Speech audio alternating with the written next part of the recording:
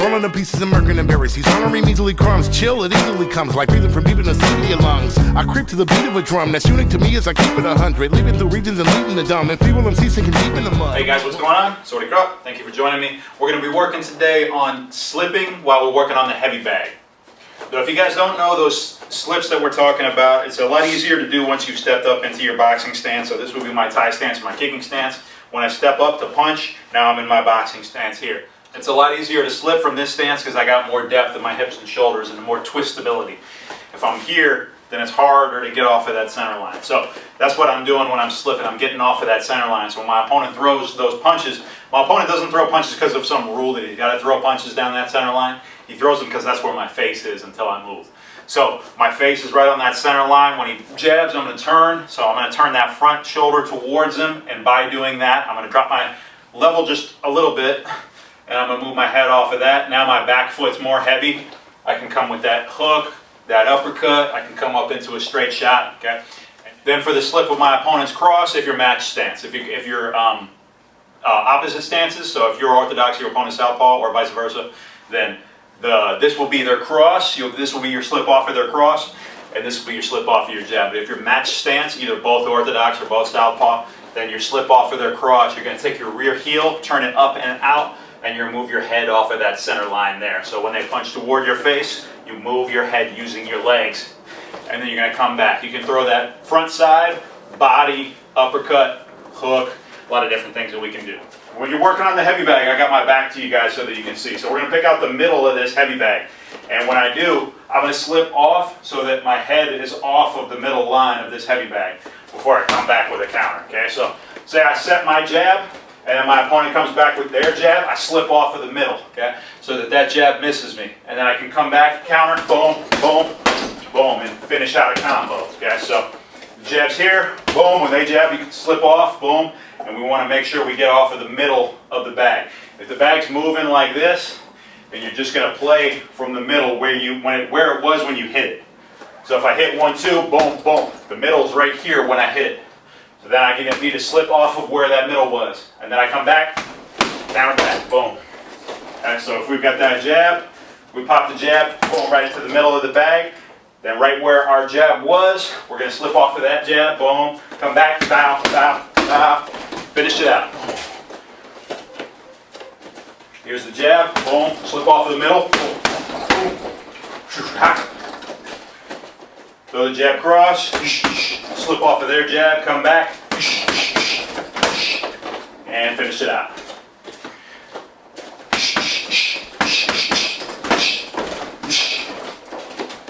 Now what we're going to do now is we're going to slip the jab and the cross for the sake of getting better and getting faster at both. Now I always tell my folks when I'm training them on slipping, don't necessarily do this unless you've trained it a lot and you know what to expect, because chances are you're not going to be fast enough to slip both and get off of that center line twice. Chances are if you're trying to slip the jab and the cross, you're going to slip that jab will miss you, and then when you go to try to slip that cross, you're going to come right back into that other hand. Okay, so don't make a habit of doing this, but you can train this way so that you get faster at both. Faster at that, faster at that.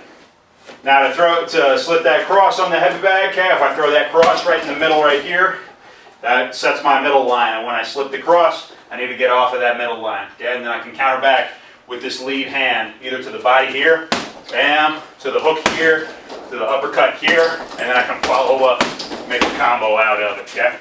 So maybe I throw the cross, boom, opponent throws their cross, I slip off, hook, cross to the body, bam, finish it out. You can make up your own combo, or you can copy one of mine, okay? Maybe I throw the cross, boom, slip off, boom, body, leg, come back, hook, cross, reset.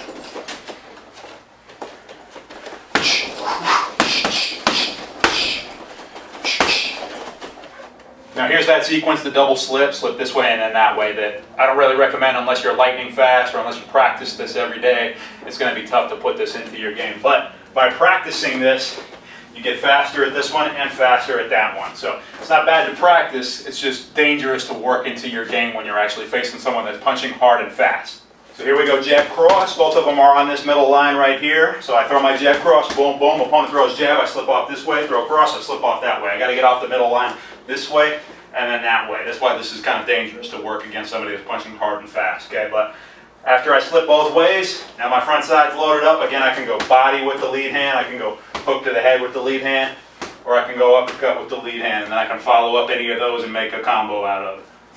So let's say 1-2 on the center line, boom, boom, slip off the center line both ways, boom, boom, boom, boom, finish it out.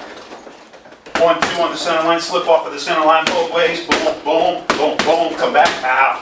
Finish out that combo. 1-2 on the center line, slip, slip, head, leg, head, head, kick, reset.